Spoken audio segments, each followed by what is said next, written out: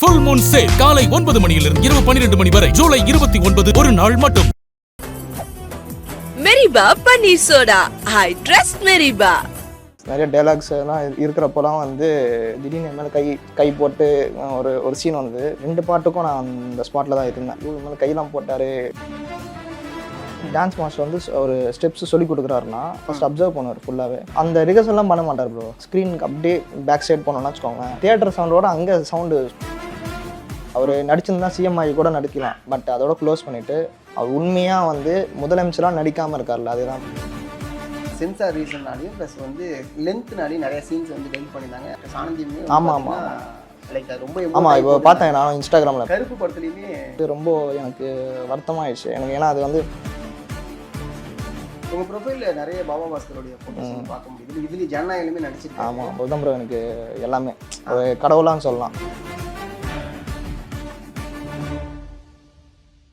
Trend tax நேயர்களுக்கு வணக்கம். இன்னைக்கு நம்மளோட நேர்காணல யார் இருக்கா அப்படின்னா நாகசாய் தான் இருக்காங்க. வணக்கம் பிரதர். ஹாய் ப்ரோ, வணக்கம். நல்லா இருக்கேன் ப்ரோ, நீங்கள் எப்படி இருக்கீங்க? சூப்பராக இருக்கும் பிரதர். சிஎம் சாரை கடைசியாக ஒரு தடவை தளபதி விஜயா ஜனநாயகன் படத்தில் பார்த்தோம். அவருடைய கடைசி படம். லைக் அது என்ன மாதிரி ஃபீலாக இருக்குது, அதுக்குள்ளே நீங்கள் இருக்கிறத எப்படி பார்க்குறீங்க? அது எப்படி சொல்கிறது, ஒரு பிளெஸ்டாக தான் ப்ரோ இருக்குது எனக்கு. எனக்கு பொறுத்த வரைக்கும் ரொம்ப நாள் கனவு. டிவியில் பார்த்துருக்கோம், தியேட்டரில் பார்த்துருக்கோம், ஃபோனில் பார்த்துருக்கோம். பட் அவர் கூட சின்ன ஒரு ஸ்க்ரீன் ஷேர் பண்ணுறது நான் நினச்சி பார்க்கல. இந்த வாய்ப்பு எனக்கு கொடுத்தது வந்து ஒரு கேஸ்டிங் டைரக்டர் முருகன், அவர் தான் எனக்கு வந்து கொடுத்தாரு. அவருக்கு ரொம்ப நன்றி. இந்த சேனல் மூலிமா ரொம்ப நன்றி தெரிவிச்சுக்கிறேன். அவர் அப்படியே சிம்பிளாக வந்தார் ப்ரோ, நார்மலாக இருக்கார்.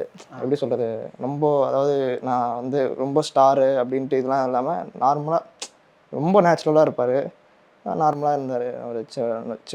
ஆக்சுவலி இந்த படத்தில் நிறைய டைலாக்ஸ் எல்லாம் இருக்கிறப்போலாம் வந்து நான் இல்லை.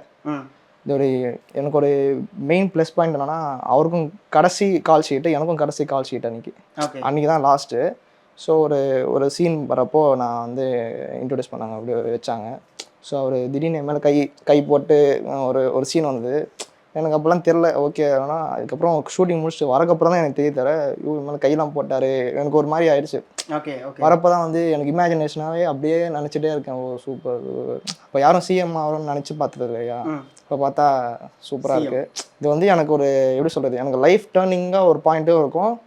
இது லைஃப் ஜெர்னிக்கு ஒரு ப்ளஸ் பாயிண்ட்டாக இருக்கும். எனக்கு டோட்டல் என்டையர் லைஃப்க்கும் எனக்கு ஒரு ப்ளஸ் பாயிண்ட்டாக இருக்கும்னு நான் இது பண்ணுறேன். ரொம்ப நன்றி. ஷூட்டிங் ஸ்பாட்டில் எப்படி இருப்பார், லைக் ஒரு சீனுக்கு எப்படி ப்ரிப்பேர் ஆகும்? அதாவது எப்படின்னா, நான் ஒரு சீனுக்கு பதிலாக ஃபஸ்ட்டு டான்ஸுக்கு சொல்லிடுறேன். நான் வந்து இந்த 2 பாட்டுக்கும் நான் அந்த ஸ்பாட்டில் தான் இருந்தேன். ஆக்சுவலி தளபதி கச்சேரிக்கும் இருந்தேன். ராவண மவனா அப்படின்ற ஒரு சாங் இருக்கு இல்லையா, அந்த சாங்குக்கும் நான் அங்கே தான் இருந்தேன். அவங்க வந்து டான்ஸ் மாஸ்டர் வந்து ஒரு ஸ்டெப்ஸ் சொல்லி கொடுக்குறாருன்னா அவர் பின்னாடி இருப்பார். ஒரு ஷெட்டு மாதிரி, அந்த ஷெட்டில் வந்து பின்னாடி இருக்கிறப்போ வெயில் பயங்கரமாக அடிக்கிறோம். ஆனால் அதெல்லாம் பார்க்க மாட்டார், நார்மலாக நிற்பார். அவர் டான்ஸஸ்லாம் சொல்லி கொடுத்து ஃபஸ்ட் அப்சர்வ் பண்ணுவார் ஃபுல்லாகவே. அப்சர்வ் பண்ணோன்னே அவர் அந்த ரிகர்சல்லாம் பண்ண மாட்டார் ப்ரோ.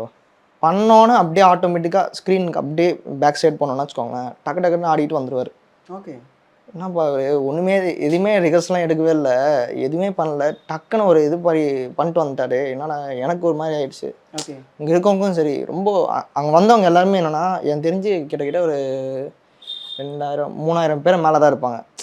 டோட்டலாக செட்டு ஃபுல்லாக சேர்த்தா பார்த்தாலும் அங்கே வந்தவங்க எல்லாமே தளபதி வெறியும் தான். ஓகே ஓகே, கத்துறாங்க பயங்கரமாக. தியேட்டர் சவுண்டோட அங்கே சவுண்டு சூப்பராக இருந்துச்சு. ஆனால் அந்த எப்படி சொல்கிறது, எக்ஸ்பீரியன்ஸே எனக்கு வேறு.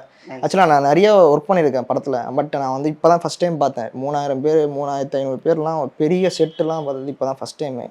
இல்லை எனக்கு அப்படிதான் சொல்லணும், ஒரு லைஃப் டேர்னிங் பாயிண்ட் தான் இந்த படம். எனக்கு ரொம்ப ஒரு பெஸ்ட்டான படம். நீங்களே லைக் வியந்து பார்த்த ஒரு தருணம் அப்படின்னா இந்த ஷூட்டிங்கில் என்னவா இருக்கும்? விஜய் சாரை வியந்து பார்த்த ஒரு தருணம். அவ்வளோ ஆடியன்ஸ் இருக்காங்களே, அவங்க எதனா ஒரு கிரியேட் பண்ணுறதோ சரி, அவர் எப்படி நேச்சுரலாக இருக்காரோ இப்போ எப்படி இருக்காரோ அப்பயும் அப்படி தான் இருந்தார். எப்பயுமே அப்படி தான் இருப்பார் அவர். ஒரு ஆர்ப்பாட்டமே இல்லாமல் ஒரு சைலண்ட்டாக இருப்பார். அவர் என்னன்னா ஏதாவது யோசிச்சுட்டே இருப்பார் பிரெயினில். அது மட்டும் கன்ஃபார்மாக சொல்லுவேன். ஏன்னா ஏதாவது திங்க் பண்ணிகிட்டே இருப்பார், ஏதாவது அப்படியே பார்த்துட்டே இருப்பார், நேச்சுரலாக இருப்பார் ப்ரோ. அதுதான் சொல்ல முடியும். மமிதா பைஜு அண்ட் விஜய் சாரோடைய பாண்டிங் வந்து நம்ம ஸ்க்ரீனில் பார்த்தோம். ஆஃப் ஸ்க்ரீனில் அவங்களோட பாண்டிங் எப்படி இருக்கும்? அப்படியே தான் ப்ரோ இருக்குது. அப்படியே தான் இருக்குது. அவங்க எப்படி நம்ம படத்தில் பார்த்தோமோ அப்படியே தான் இருக்காங்க. தவிர ரொம்ப சேஞ்சஸோ நீங்கள் ஒரு ஆர்டிஸ்ட்டு நாங்கள் ஒரு ஆர்டிஸ்ட்டு கோ ஆர்டிஸ்ட்டு அந்த ஃபீல்லாம் எதுவும் இல்லை. அவங்க ஸ்க்ரீனில் எப்படி வந்து பொண்ணாக பார்த்தாரோ அதே மாதிரி தான் அங்கே பார்த்தாரு. சேட்டெல்லாம் பண்ணுறது உண்டாங்க? சேட்டன் சொல்ல முடியாது. பட்டு அதாவது விஜய் சாருக்கும் அவங்களுக்கும் கரெக்டான ஒரு இது ட்ராக்ல தான் இருக்காங்க தவிர ரொம்ப இதெல்லாம் இல்லை. ஜனநாயகன் படத்துக்கு வர நெகட்டிவ் ரிவ்யூஸை பற்றி நீங்கள் என்ன சொல்கிறீங்க? நெகட்டிவ் ரிவ்யூஸ்னால் என்ன ப்ரோ, லீக் ஆயிடுச்சு இதெல்லாம் யார் பாப்பா, படம் பெருசாக ஒன்றும் இல்லை அப்படி இப்படின்னு நிறைய அதான் சொல்கிறாங்க. ப்ரோ ரீமேக்கு அதெல்லாம் சொல்கிறாங்க தவிர பட் அதெல்லாம் இல்லை ப்ரோ. தளபதி படம்னாலே அதுவும் லாஸ்ட் படம் சொல்லவே தேவையில்ல, பயங்கரம் கிரேஸ். நான் நேற்று கூட இதோட 3வது வாட்டி போயிட்டேன். ஃபஸ்ட்டு போயிட்டேன், அங்கேயும் பயங்கர பிக்சர் ஆனுங்க. 2வது வாட்டி போனேன், இன்னும் பீக்கில் போயிட்டு தான் ப்ரோ இருக்குது. அது இன்னும் குறைய தேவை, இதில் போயிட்டு தான் இருக்குது. எவ்வளோ தான் லீக் ஆனாலும் சரி போயிட்டு தான் இருக்குது அது பாட்டு. டேரக்டர் ஹெச் வினோத்தை நிறைய பேர் விமர்சிக்கிறாங்க. ஆனால் அவர் ஷூட்டிங் அப்போ எவ்வளோ கமிட்மெண்ட்டாக இருந்திருப்பாரு, எனக்கு அதை பற்றி சொல்லுங்கள் ப்ரோ. அவர் டெடிக்கேட்டடாக இருக்கார் ப்ரோ, ஒரே வார்த்தை தான் சொல்லுவேன், டெடிக்கேட்டடாக இருக்கார். நான் தளபதி படம் பண்ணுறேன், கடைசி படம் நான் தான் பண்ணுறேன், நான் ஒரு லெஜெண்ட் மாதிரிலாம் எதுவும் பண்ணல. இப்போது ஹெச் வினோத் சாரும் சரி தளபதியானும் சரி அவருக்கு கடைசியான படம் நான் தான் கடைசி படம் பண்ணுறேன், நான் தான் ஜனநாயகம் பண்ணுறேன் அப்படின்லாம் ஒன்றும் அவர் இல்லை. சேம் தளபதி மாதிரி தான் வரும். ஓகே. ரொம்ப அதாவது எப்படி சொல்கிறது, ஒரு ஆர்டிஸ்ட் கிட்ட எப்படி வேலை வாங்கணும், ரொம்ப டெடிக்கேட்டடாக வேலை பார்ப்பார். ஒரே வார்த்தை டெடிக்கேட்டட். புரியுது. டக்கு டக்கு டக்கு டக்கு டக்குன்னு துருன்னு இருப்பார் ப்ரோ. அங்கே போடுங்க இங்கே போடுங்க அப்படி இப்படி போடுங்க, சூப்பர் ப்ரோ. அவர் ஜனநாயகன் படத்தில் வந்து பார்த்தீங்கன்னா சென்சார் ரீசன்னாலையும் ப்ளஸ் வந்து லென்த்னாலையும் நிறைய சீன்ஸ் வந்து டெலிட் பண்ணியிருந்தாங்க. ஆக்ட்ரஸ் ஆனந்தியுமே ஆமாம் லைக் அது ரொம்ப ஆமாம் இப்போ பார்த்தேன் நானும் இன்ஸ்டாகிராமில் பார்த்தேன். அதை பற்றி நீங்கள் என்ன நினைக்கிறீங்க? லைக் அந்த டெலிட்டட் சீன்ஸ் ப்ரோ அது நம்ம ஒன்றும் சொல்ல முடியாது ப்ரோ. ஒரு சில காரணங்களால தான் வந்து சென்சார் கட் ஆகும். மேபி டூரேஷன், சில அன்வான்ட் சீன்ஸ்லாம் இருக்கும். ஸோ நம்ம எதுவும் அது சொல்ல முடியாது. அந்த இன்ஃபர்மேஷன்லாம் நம்மளுக்கு ஐடியா இல்லை, அவ்வளோதான் சொல்ல முடியும். நடிகராக இருந்து இப்போ தமிழக முதல்வராக மாறியிருக்காரு, இதை நீங்கள் எப்படி பார்க்குறீங்க? அந்த ஒரு ஆறா எப்படி சொல்கிறது, அவர் அந்த பற்றியே சொல்லுங்கள். அதிலே புரியுது ப்ரோ. அவர் நடிச்சிருந்தா சிஎம் ஆகி கூட நடிக்கலாம். பட் அதோட க்ளோஸ் பண்ணிவிட்டு அவர் உண்மையாக வந்து முதலமைச்சராக நடிக்காமல் இருக்கார்ல, அதுதான் மேட்ரு. ஓகே. அவரோட செயல்பாடுகளை பற்றி உங்களுடைய ஒப்பீனியன் என்ன? லைக் சிஎம் ஆனதுக்கப்புறம் ப்ரோ இப்போ நம்ம சொல்ல முடியாது, இப்போ தான் ஸ்டார்ட் ஆகிருக்கு. பட்டு இப்போ அது எப்படி சொல்கிறது, நம்ம சினிமாலேயே நிறைய நல்ல விஷயங்கள் பண்ணுறாரு. பட் இப்போ ரியலாக வந்து பண்ணிகிட்டு இருக்காரு. ஓகே. சினிமா தவிர்த்து எல்லாருக்கும் காமனாக பண்ணுறாரு, பப்ளிக்கான சேவைக்கு வந்துட்டார். ஸோ இன்னும் கொஞ்சம் நேரத்தில் நிறைய பண்ணிகிட்டே இருப்பார், நம்பிக்கை இருக்குது எனக்கு. உங்கள் ப்ரொஃபைலில் நிறைய பாபா பாஸ்கருடைய ஃபோட்டோஸ் வந்து பார்க்க முடியுது. இதுலேயும் ஜனநாயகமே நடிச்சிருக்காங்க. ஆமாம். லைக் அவரை பற்றி சொல்லுங்கள். அட் த சேம் டைம் ஜனநாயகனில் அவர் நீங்கள் பார்த்துருப்பீங்களா? எனக்கு அவர் எப்படி சொல்கிறது, அவர் தான் ப்ரோ எனக்கு எல்லாமே. ஒரு கடவுளான்னு சொல்லலாம். ஒரு எப்படி சொல்கிறது, அவருனால தான் ப்ரோ நான் இன்ஸ்பயர் ஆகி சினிமாவுக்கு வந்தேன், அவள் தான் சொல்ல முடியும். இல்லை ப்ரோ, நான் வந்து ஃபுல்லாக டைரக்ஷன் அண்டு ஸ்கிரிப்ட் ரைட்டிங் அந்த சீனில் தான் இருந்தேன் தவிர டான்ஸர் இதில் போனால் பிடிக்கும், டான்ஸ் ஆடுவேன், அதெல்லாம் பிடிக்கும். பட் பர்சனலாக எனக்கு ஒரு ரொம்ப கனெக்ஷன் சின்ன வயசுலேருந்து பார்க்குறேன் நான். ரொம்ப எனக்கு பிடிக்கும் அவர்னால. எப்படி சொல்கிறது, எல்லா விதத்துலையும் எனக்கு பிடிக்கும் ப்ரோ. அவர் ரொம்ப அன்பாக இருப்பார். ரொம்ப எனக்கு இப்போ நான் இப்போ இங்கே உட்காந்துருக்க காரணமே அவர் தான் சொல்லலாம், ஓப்பனாக சொல்லப்போனால். ஏன்னா மென்டலாக சொல்லாமல் ரொம்ப சோல் மெட்டலாக வந்து கூட சொல்லலாம். ஏன்னா ரொம்ப எனக்கு சப்போர்ட் பண்ணியிருக்காரு, சினிமாலேயும் சப்போர்ட் பண்ணியிருக்காரு. சினிமாவில் எப்படி இருக்கணும், யாராரு கூட எப்படி பிஹேவ் பண்ணணும், யாராரு கூட எப்படி இருக்கணும், யாராரும் உன்னை ஏமாத்திடுவாங்க, நிறைய விஷயத்தில் எனக்கு ஹெல்ப் பண்ணியிருக்காரு. அதில் இல்லாமல் அவர் தொழில் விதமாகவும் நிறைய எனக்கு ஹெல்ப் பண்ணியிருக்காரு. ரொம்ப நன்றி மாஸ்டர், இந்த வீடியோவில் நான் சொல்லிக்கிறேன் ப்ரோ. ரொம்ப நன்றி.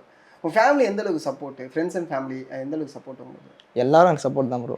எங்கள் அப்பா அம்மா சரி, என் தம்பி, எங்கள் சித்தப்பா, பெரியப்பா, எல்லாம் மாமா, எல்லாம் ஃபேமிலி ஃபுல்லாகவே சப்போர்ட் தான். இந்த படம் பார்த்து இன்னும் அவங்க ரொம்ப ஹாப்பியாக ப்ரௌடாக ஃபீல் பண்ணாங்க.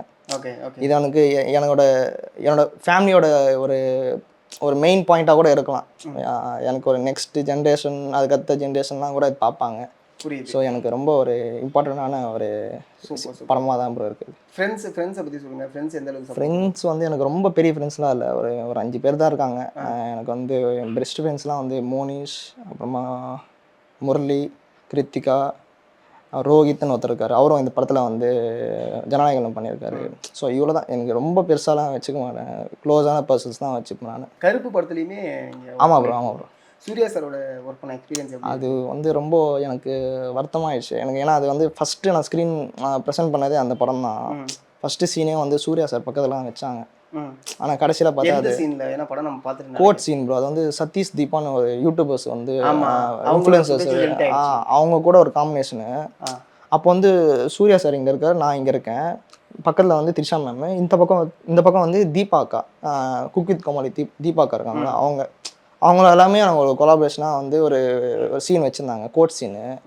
அது ஏதோ ஒரு டியூரேஷன் காரணமாக என்ன காரணம் தெரியல, அது திடீர்னு தூக்கிட்டாங்க. ஒரே ஒரு சீன் தான், த்ரிஷா மேம் பக்கத்தில் ஒரு சீன் வந்தேன். இதில் ஆகலை. அதுதான் மேட்ரு. சரி, ஓகே, நான் அப்படியே வந்து அது பாசிட்டிவாக எடுத்துக்கிட்டேன். சூர்யா சார் இப்போது எனக்கு முடியல, மேபி ஃப்யூச்சரில் நான் வந்து சின்ன பெரிய கேரக்டர் தான் கிடைக்கும், அதனால் அப்படியே இது பண்ணிட்டேன். ஆனால் ஒரு வருத்தமாக இருந்துச்சு, ஃபஸ்ட்டு படமே ஏன் வரல அப்படின்ட்டு. பக்கத்தில் நல்ல சீனு சார், மிஸ் பண்ணிட்டேன். ஓகே, கண்டிப்பாக அந்த ஒரு வருத்தம் இருக்குது தான். அடுத்தடுத்து என்னென்ன ப்ராஜெக்ட்ஸ் போயிட்டுருக்கீங்க? ஆடிஷன் எப்படி அட்டன் பண்ணுறீங்க? ஆடிஷன்ஸு இருக்காங்க ப்ரோ, மேனேஜர்ஸ்லாம் இருக்காங்க. அவங்க எதாவது கூப்பிட்றாங்க. இப்போ வந்து படம் அவ்வளோ எடுக்கிறதும் இல்லை, உங்களுக்கே தெரியும். ரொம்ப சில காரணனால சின்ன பட்ஜெட்ஸ்லாம் வரதில்லை, பெரிய பட்ஜெட்டும் வரதில்லை, சில ஏதோ ஒரு இது இஷ்யூனால வரதில்லை. இப்போது இனிமேல் தான் கொஞ்சம் ஸ்டார்ட் ஆகும்ட்டு நம்புகிறேன். இதுக்கப்புறம் நீங்கள் லைக் இதை தாண்டி என்ன ஒர்க் பண்ணிகிட்டு இருக்கீங்க? உங்களோட ப்ரொஃபஷன் என்ன? ப்ரோ நான் ஃபுல்லாக இதுதான் ப்ரோ, இது ஃபுல்லாகவே நான் சினிமா சைடு தான் ப்ரோ. சினிமா சைடில் என்ன பண்ணி? நான் ரைட்டர் பண்ணுவேன், டைரக்ஷன் பண்ணுவேன், ஸ்கிரிப்ட் ரைட் பண்ணுவேன்.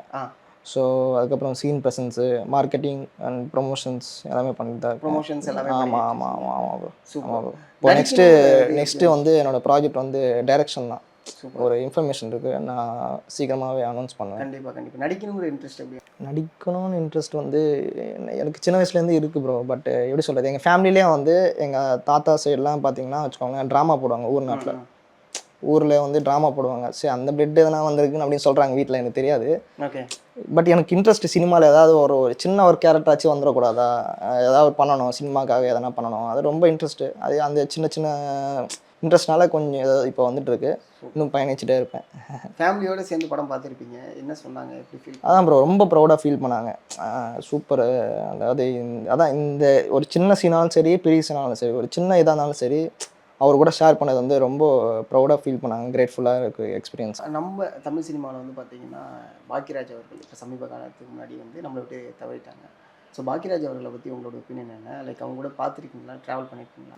ப்ரோ நான் வந்து எப்படி சொல்கிறது, இப்போ எனக்கு தெரியாது, சினிமாவில் நிறைய வீடு இருக்குது, அவங்கவுங்க வீட்டில் வந்து அவ்வளோ சீக்கிரமாக அலோவ் பண்ணவங்களாம் எனக்கு தெரியாது. அவர் வீடு மட்டும் எப்படி சொல்கிறது, ஒரு கோயில் மாதிரி அலோவ் பண்ணுவார், யார் வேணாலும் வரலாம், யார் வேணாலும் போகலாம். ஓகே. அந்த மாதிரி அவனுக்கு கைண்ட் ஆஃப் பர்சன். போயிருக்கீங்களா? நான் போயிருக்கேன். அதான் சொல்கிறேன், அவர் வீடுன்னெலாம் இல்லை ப்ரோ, ரொம்ப ஃப்ரெண்ட்லியாக இருப்பார். வீட்டுக்கு வந்து ஆஃபீஸுக்கு வர சொல்லுவார், வீட்டுக்கு வர சொல்லுவார், சாக்லேட் பிஸ்கெட்ஸ் எல்லாம் கொடுப்பாரு. மேம் கூட பேசியிருக்கேன், சார் கூட பேசியிருக்கேன். சார் என்னோட கம்பெனிக்கெலாம் அவர் தான் வந்து ப்ரொமோஷன் ஒரு இதெல்லாம் பண்ணியிருக்கு, இனாக்ரேஷன்லாம் பண்ணியிருக்காரு. ரொம்ப சப்போர்ட்டிவாக பேசுவார். இந்த மாதிரிலாம் நடந்துங்கோப்பா, சினிமாவில் இந்த மாதிரிலாம் தனங்கள்லாம் இருக்கும், பார்த்து நல்லா பண்ணுங்க, உனக்கு நல்ல ஃப்யூச்சர் இருக்குது, நல்லா சொல்லியிருக்காரு. ஓகே. பட்டு திடீர்னு ஒரு காலமானது வந்து ரொம்ப வருத்தமான ஒரு விஷயமாக தான் இருக்குது. புரியுது. பட்டு ஏன்னா ரொம்ப பிடிக்கும் ப்ரோ, ஸ்க்ரீன் ப்ளே தான் மெயின். அவர் நிறைய இன்வைட் பண்ணுறாரு. லாஸ்ட்டாக நான் எப்போது அவருக்கு கலாட்டாவில் வந்து 50 years ஃபங்க்ஷன் பண்ணாங்க, அது கூட எனக்கு இன்வைட் பண்ணி என்னை கூப்பிட்டாரு. போனேன், பார்த்தேன், பேசினேன். பட் அதோட வருஷமாக உங்களுக்கு லைக் சார் தெரியும் ப்ரோ? எனக்கு ரொம்ப வருஷமாக ப்ரோ, ஒரு 3 to 4-5 years எனக்கு தெரியும் ப்ரோ அவர். ஆனால் கடைசியாக நான் பார்த்தது வந்து அந்த லாஸ்ட்டில் அந்த ஃபங்க்ஷனில் தான் ப்ரோ. ஓகே. அதுக்கப்புறம் என்னால் பார்க்க முடியல. அது கரெக்டாக அந்த இது பண்ணேன். லாஸ்ட் இயர் பர்த்டே கூட அவர் வீட்டுக்கு போய்ட்டு ப்ளஸ் பண்ணிட்டு வாங்கிட்டு வந்தேன். நெக்ஸ்ட்டு அவர் பர்த்டே தான் பார்த்தேன் கடைசியாக. பட் அவர் இவ்வளோ சீக்கிரமாக காலியாக வரும் தெரியாது. ரொம்ப வருத்தமாக இருக்குது.